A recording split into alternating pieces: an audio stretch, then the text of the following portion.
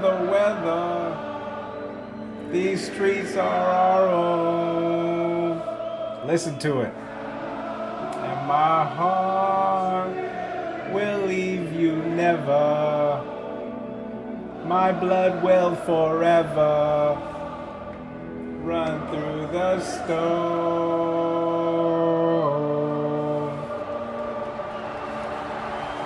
Kiss the badge. Come on, Arsenal. Come on, Arsenal. Oh, hey, Maximo. Hey, Millie. Hey, hey, hey, hey, hey. Um, Sorry it's been so long. Dad has, boy, it's been almost 2.5 weeks. We had a pretty bad virus, and we got it on Easter. Hand, foot, mouth. Oh my gosh, absolutely terrible, terrible, terrible. Um, Dad has felt like absolute crap, but we're better. We're revived. We have gotten over the hump and moving forward. So um, we had some big, big events happen. Um, Dad's favorite club, favorite football team, Arsenal. We beat the world champions. We beat Real Madrid in the Champions League. It was the highlight, probably my number two highlight. It probably so Arsenal beat Barcelona when they had Messi, um, David Villa, Xavi, Iniesta, and we beat them at home. We ended up losing the tie over two legs, but um, that was my overall Arsenal number one highlight. But now watching Arsenal just put in clinical work against Real Madrid, it was absolutely incredible. Declan Rice scored two bangers of a free kick um, at home. And then we went to the Bernabeu, and Bukayo Saka, star boy, did the Thierry Henry celebration, which was absolutely incredible. So yeah, we had some amazing highlights. That was awesome to experience. Maximo, my goal was to at some point take you to an Arsenal game. We have the World Cup coming up here next year, and it's coming to America. So that's going to be an incredible experience. World Cup is a bucket list item for Dad, that's for certain. Probably a lot of soccer fans, football fans, but definitely for me. Um, so something I want to talk to you guys about for this message is loyalty. Right? It's perfect entry for the Arsenal song, loyalty. Being an Arsenal fan, boy, the loyalty has been rough because let me tell you, I always talk to, you know, a Cowboys fan saying I know what it's like to be a Cowboys fan because Arsenal does the same thing. You have such high hopes at the start of every season just to be let down. Just to be let down. And I still support them. I still wear the badge proudly, and I do not feel shame when I am walking around just the general population wearing my Arsenal jersey. I got both of you guys, Maximo and Millie, two Arsenal jerseys. I couldn't like custom make them, but um, that was an awesome little gift that I got you guys. Millie, you probably have outgrown your jersey. Probably same with you, Maximo. I mean, goodness gracious, you guys grew so much from the last time that I saw you. But something that's really been weighing on me is that loyalty word, and what the extent of that is for us as just individuals, as humans, as parents, as Christians. One thing we were able to celebrate was Easter Sunday, and it's such a huge significance for me because Easter is the celebration of the resurrection of Jesus, the resurrection of Christ coming down and dying for us and rising again to show his love. And I know we're not really equating like loyalty for, a sport to loyalty as parents or Christians. However, something that I have really been trying to comprehend in a parental role is how loyalty looks as a parent, what my duty is as a parent, and what the resignation is of that being you two kids, and how you view us as parents and what our responsibilities are to you, right? Sometimes we're told, hey, I only have to provide for you till you're 18, and then you're off. You're free to do whatever the hell you want to do, and I am no longer responsible for you. That's how some parents think. That verbiage is something that I have heard, and I don't necessarily view that as loyalty. I don't view that as love. So two things I'm trying to kind of toggle in my head is love, understanding what love is, and loyalty. So Dad had a therapy session, and something that I was told was you have to love yourself first, right? That is a big indicator of how we as people will be able to love others by understanding that we have to love ourselves first. And something that I really fall victim to, using the victim word, is putting blame and putting my potential, my overall level of growth onto what I don't receive from people that I view as very important in my life. So therefore, I am not taking control of myself. I am using excuses as to why I fall short, why I allow myself to be in a rut because of the lack of love that I feel I should be getting. And with that being said, being able to process the love or lack thereof that I feel I have not received in the way that I would like to receive it, allows me to circle back to the loyalty word. And the church service that I have most recently listened to was talking about love and Christ's love for us. So the beautiful thing that I would love to express to both you, Maximo and Millie, is our religion, Christians, is a very, very simple idea. However, verbiage, right? Words that are written in Scripture oftentimes get put into context that suits people's narrative.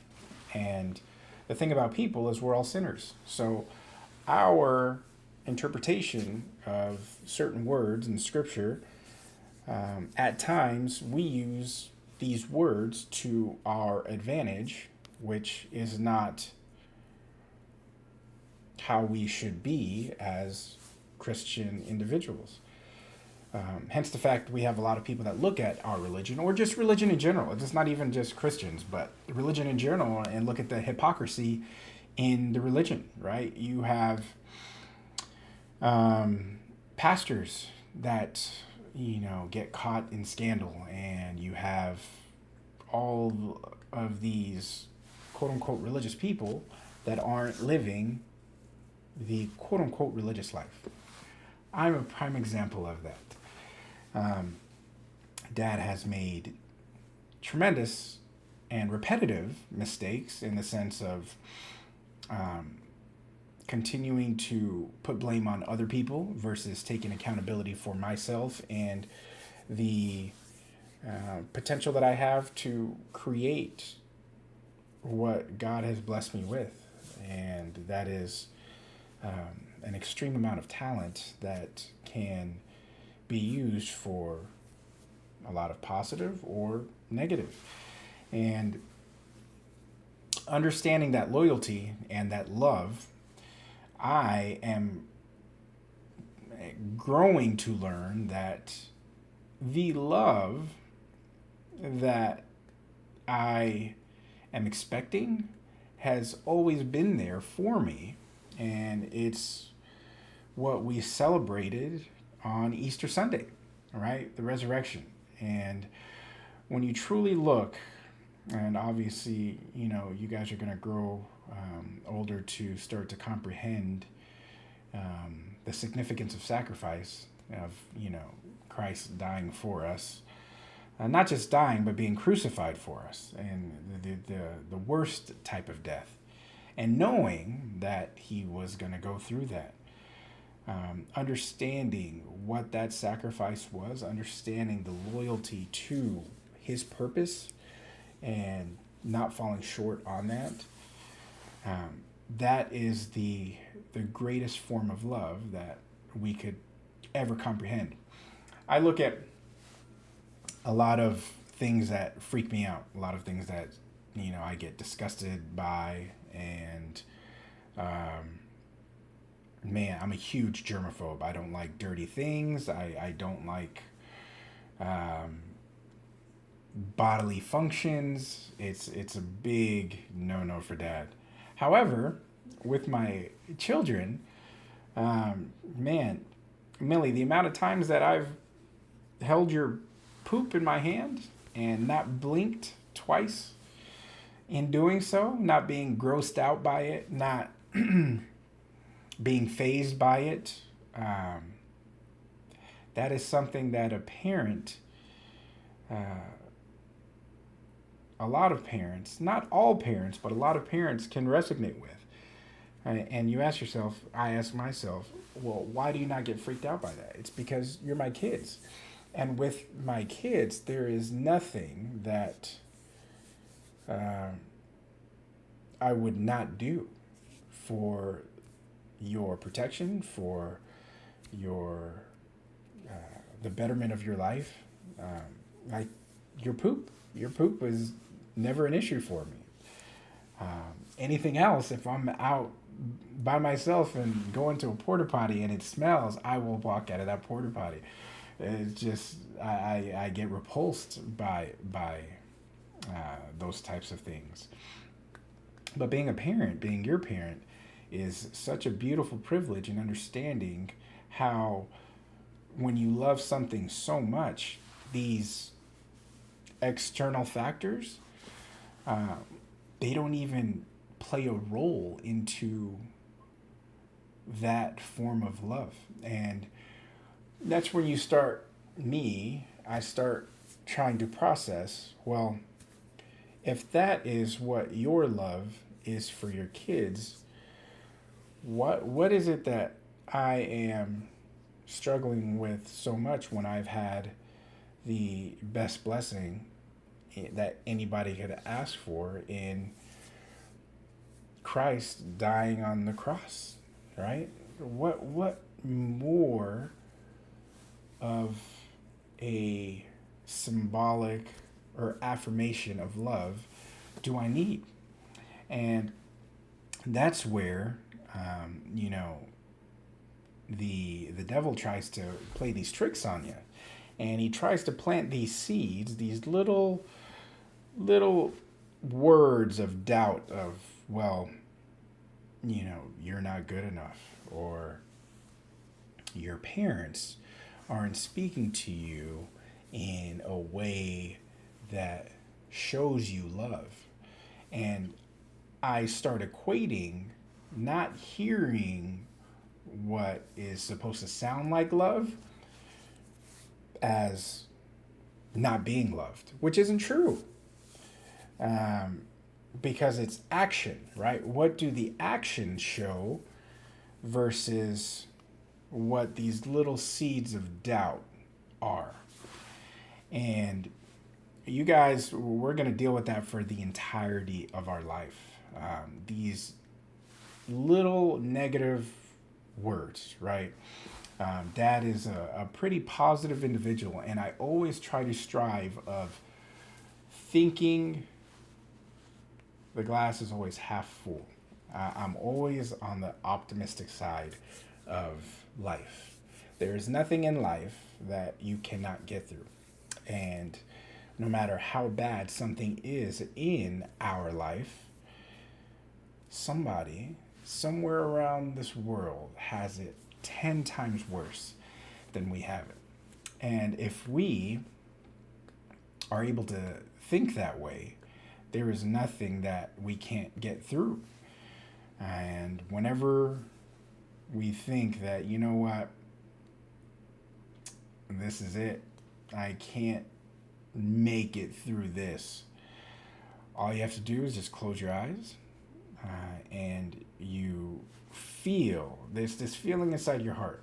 You can't just articulate it. It's not a word or words that you can say. It's this feeling inside your heart when you close your eyes and you feel inside your heart this security in knowing that if you pray and ask God and say, Lord, I leave this all in your hands, and understand that God will never lead us astray, that is the security.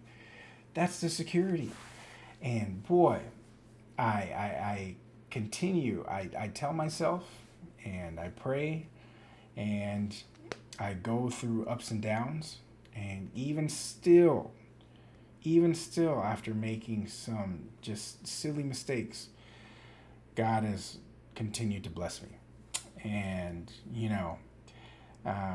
one of my biggest low points was, obviously coming home, realizing that all your guys' 90% of your belongings were gone without my knowledge. That was something I didn't really think that I would be able to work through, get through. And one thing that Dad gets in trouble with is when I feel those types of feelings, I take control myself, and I will go to whatever extent I need to go to in order to try to get the result that I want. And it doesn't always lead to a positive result. It doesn't always lead to a healthy result, which is why we have to stop and think and pray. And when we understand that no matter what, God's got us, then the control or lack of control that we feel, that I feel, it goes away. And you start to breathe a lot easier. You start to not be so anxious, and you start trusting in the process. So Um, Dad's going through the process, trusting the process, trusting um, God has his hand over our family, hands over both of you, and knowing that you guys are going to be destined for amazing things and that there is nothing that you guys can't do. But you have to comprehend that very important fact in knowing that no matter what, if we give our hearts to God, if we understand that this beautiful soul Jesus came to this earth, walked this earth, and knew that he was going to die, knew that he was going to go through an unimaginable pain, and know that he was going to be betrayed, and still choose us and accept that he died for us, man, life is everything else that we do in life is just a bonus because um, that is the most beautiful blessing uh, that we uh, that we have, and I want to hear your guys's understandings of that. I want to hear what your viewpoint is of Jesus. It was such a beautiful thing, listen to you guys pray before every meal and pray before we go to bed. Understand that, with everything that we have in this life, it's all because God has blessed us with it, and He looks out for us. So that's where I circle back around to that word loyalty and love. And I am, as a parent, it's this instinctual feeling of understanding that nothing will prevent you from loving your children. Man, it's it's a parental instinct. It's a parental feeling that we have, and it's a gift and a curse because sometimes it can, lead to an exorbitant amount of emotion that can not be the most healthy. However, if we're able to acknowledge that we wouldn't be here without our parents, and how can I show my parents love? I think those two things correlate extremely well. So, what I'm trying to alleviate and prevent is the pain, and prevent the hurt. Because for me, I never got these messages from my father.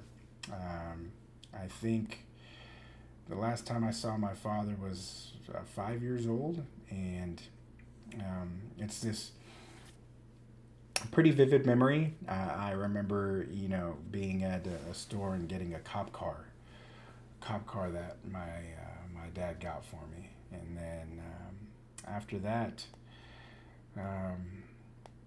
not too many memories. There is just words that I hear from my mom's point of view, and that is pain, that is hurt, that is not healing, and us as Christians, we should not live life like that. We should not live with that pain, and I am living with pain, right? So right now, I am being a hypocrite. I'm talking like a hypocrite. However, I'm trying to guide your minds as to where that root of pain comes from, and how that, especially over years of time, it when you have water that drips in a bucket, you could shut that bucket off within 30 minutes and it's not that heavy.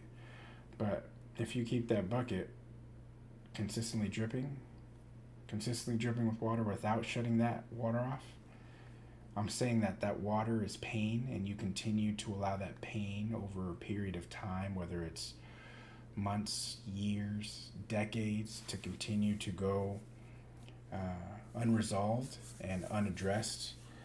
Boy, shutting that water off becomes extremely difficult. And then you start overflowing with this unnecessary pain, and it is not a pretty sight. It's not something that I would ever want either one of you two to deal with. I want you to know that, you know what, um, due to circumstances, the dad was not physically around, but dad's still talking to us. Dad's still showing us that he cares. And that is me trying to shut off any type of doubt, any type of seed that is planted in your head as far as, well, where's my dad? Because me, I have had those questions nonstop. Nonstop. Like, where's my dad? Where's my father? Even still to this day, trying to look him up is a pretty difficult process, because that water has never really been shut off from my mom. It's like this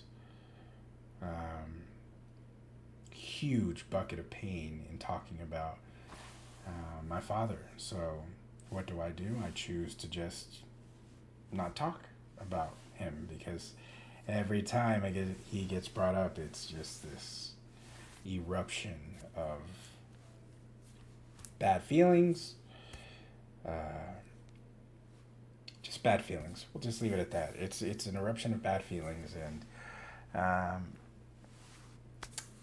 when you don't deal with the pain, when things aren't addressed, that's what ends up happening. So I want to ensure that bad feelings do not enter into your hearts for that type of doubt that I grew up with, and I still have. Even to this day, I still have this pain, because those questions, right? It's these negative thoughts chirping in your head. Well, why wasn't he there? Why didn't he reach out? Why? And I am here to nix that. There's no why. We're going to continue to go through life's journey. We're going to continue to talk about the new things that have occurred in life. Arsenal plays in Paris on Wednesday, and it's a big game. We just have to beat PSG, and we go to the final of the Champions League. So it's incredible. Like, that's a huge event. But as we have like these positive events that are going on, we also have a lot of just real life topics that are also happening, and something that has really been coming out a lot with celebrities per se is childhood trauma. And when you look at what us as men, what we're supposed to portray, right, is the strong demeanor of we're unbreakable. We cannot break, we cannot falter, we have to be strong. There is no emotion. We just get through whatever it is that we are put through, and you continue trucking on. But man, that bucket of water, that bucket of pain, that just continues to add up, and you start seeing how this pain is processed through different personality types. And you can look at the word celebrity and understand that that is something that us as humans, um, it's a title that we choose to give to other people. And I feel that we are all people. We're all the same. We have different personalities, but nobody is greater than another person. And if we're able to express things that don't work for us in a healthy manner, if we're able to understand what positives are and also comprehend where negatives take us and be able to express how we want to end up in a positive versus just succumbing to the idea that, hey, you know what, because I am around this negativity, then I have to be this negativity. That's what I did, and it didn't really work out too well for me. Um, and you have to learn to remove yourself from certain negative things that don't work for our life. And the more letters that I get to send you, the more I'll be able to talk about. Um, you know, Millie, it's your birthday month, right? And Maximo, you're turning 6 this year, man. And I look at myself at 6. Boy, it's like, it's crazy. It's crazy. It's crazy. It's crazy. At such a young age, you start looking at the things that I was exposed to, and it's nuts. It is absolutely nuts. But we'll get there, and we'll be able to share and understand and grow. We'll be able to grow together. That's what this whole this whole life thing is about. It's about growth. We never want to be stagnant. We never want to allow negativity to weigh us down. We want to be as positive as possible and understand if, and this goes back to what I was kind of saying my original video. If you do the right thing, life tends to work out properly for you. It tends to work out in a favorable manner. And I want to just lead through my experience, through my life's experience, and through my love of how I want to positively influence your guys' life. As your father, I'm always, you have my last name and you have my blood. Like, that's never going to change. So I want to be able to ensure that these little negative seeds of doubt don't ever come across your mind, because you too are amazing blessings, and there is nothing that you cannot do. So understand this Easter. Every Easter is a beautiful celebration, and understanding that He is risen. Jesus rose again, and He went through unbearable pain, us spitting in His face, saying, you are nothing. You are nothing, and Him still choosing to forgive, Him still choosing to love. And man, we're very lucky. We are extremely lucky. I thank God every day for just giving me another day of life, giving me the opportunity to be your parents, and to just be better, learn, have that opportunity to learn and grow from that. So we're growing. We're going to continue to grow, and going to continue to strive to be better. So I appreciate you guys listening to me. once again, if there's anything I can try to take out of this message, it's loyalty and love, right? Um, I am loyal to Arsenal. There is no other club like Arsenal is my club, and they let me down time and time and time and time and time again. Um, we'll see this Wednesday. I'm positive. I am sure that we are going to overcome this deficit. It's so funny, like looking at the first game that we played, our stadium, we had this tifo come up. It was the most embarrassing banner. Like we looked like such a just a rookie club. it was it was just all bad omens from the jump. But we're gonna go to Paris and get it done. So super pumped about that. We'll keep you guys staying tuned, and thanks for being patient with me. Dad's finally feeling better. We're feeling better over here. We got over our virus, and yeah, get to finally step outside so that way we don't um, stay inside the house for an extended period of time, longer than what we were, so that way we didn't get anybody else infected with the horrible virus that we had. But I love you guys. I miss you like crazy, and